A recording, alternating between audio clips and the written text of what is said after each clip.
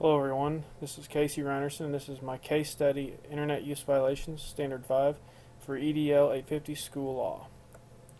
The problem identification and analysis is what I knew was Miss Walker is a very demanding teacher with high expectations for her students.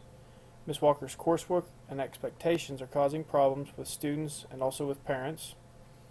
There have been conversations between Miss Walker and the school administration about using different techniques in her classroom.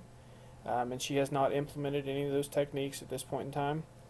And a website has been created threatening Miss Walker. The problem identification and analysis, what I need to know.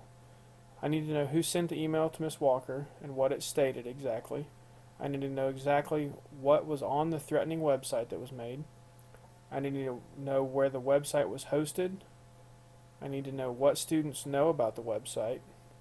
I need to know, are there any students who have threatened Miss Walker in the past? And I also need to know, has Miss Walker been threatened in any other way besides this website? The problem identified is a website has been created that contains threats toward one of my teachers in my building. I need to find out where the threat came from and who is responsible for making the threat. I need to resolve the situation and determine what disciplinary action, if any, must take place. And I need to ensure my staff and students that we are providing them with a safe learning environment. My proposed plan of action is to talk with Miss Walker and get as much information as possible about the issue, talk with students who are in Miss Walker's classes to find out what they know about the website, visit with teachers and staff in private about the situation, work with our district technology coordinator to determine who created the website and send the email, and also talk with any troubled students in Miss Walker's classes. When I talk with Miss Walker and get as much information as possible about the issue, I'm going to discuss what the issue is exactly and what we're talking about. I'm going to try to determine the seriousness of how threatened Miss Walker feels and if she feels safe enough to continue doing her job. And I'm also going to discuss with her if she's been threatened in any way in the past. When I talk with the students who are in Miss Walker's classes to find out what they know about the website, I'm going to talk briefly with each of Miss Walker's classes to discuss the seriousness of the situation. I'm going to talk about the consequences of the situation, both legally and in terms of our school policies. And I'm going to let the students know that if they feel threatened, they should talk with myself or our school counselor. When visiting with the teachers and staff in private about the situation, we'll have a brief faculty meeting with all staff before school starts the next morning after this incident was discovered. I'm going to have them write a list of any students who have been acting differently or having troubles in their classes, and then present that list to me. I'm going to encourage them to keep their eyes and ears open.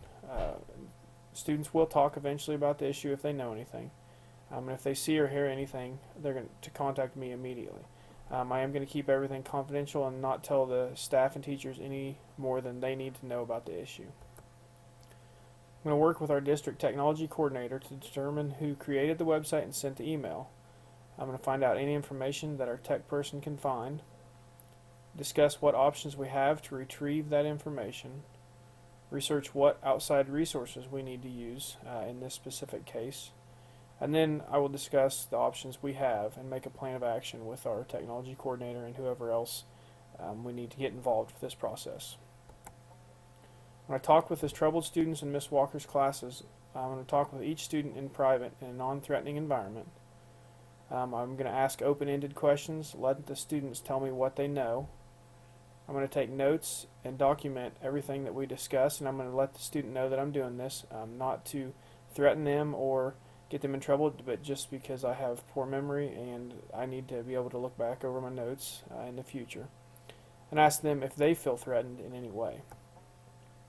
When I'm resolving the issues based on promoting the success of all students, what made this student act out in this manner? I'm going to talk in depth with the students about what they have done and the fallout effects of their actions.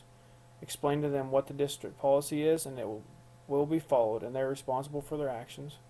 Have the student take down the website with the help of our district technology director. Have the parents or guardians come in right away, and the student will explain what they've done and what the consequences are.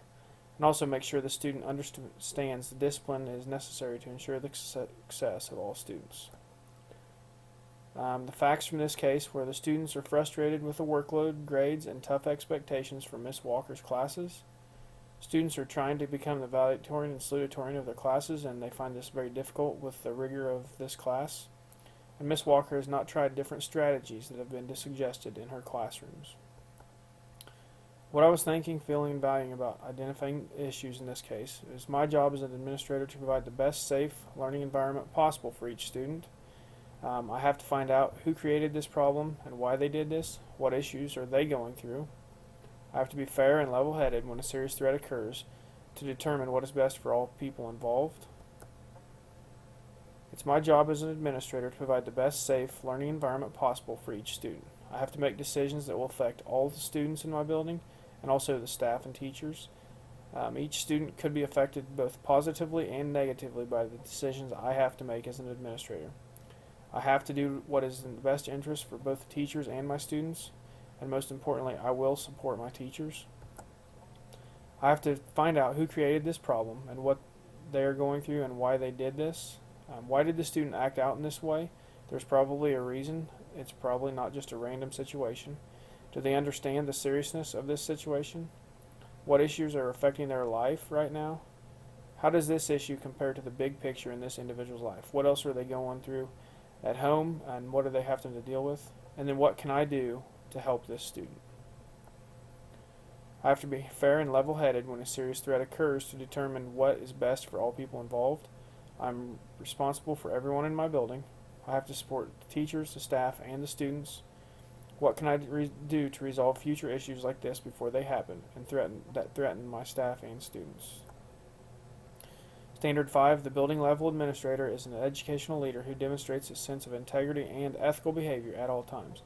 I demonstrated a sense of integrity and ethical behavior when I listened to all parties involved with this situation, when I talked with all students that were in Miss Walker's classes and also the staff and other teachers, kept all conversations and documentation private and confidential, and used multiple resources to research the extent of the threat and also to determine a reasonable solution for all the parties involved. I acted with fairness when I considered all of the issues that were going on in the student's life and not just this one situation. I used all of the resources at my disposal to resolve this issue. When I supported Miss Walker and the issues in her classroom, and when I made decisions with the best interest of both parties involved in mind. I demonstrated a personal and professional code of ethics when I did not assume anything and I based my decisions off the facts from this case, informed all of the staff about the issue but did not tell them more than they need to know. I just presented them with the very basic information and the background information that I could, and did not open them up to further problems by telling them things that could get them in trouble for confidentiality reasons. And I kept all information from this case confidential. It was locked in the school vault, and I'm the only one that has access to that vault, so I know that it was not an issue of things being passed around that shouldn't have been. Thank you.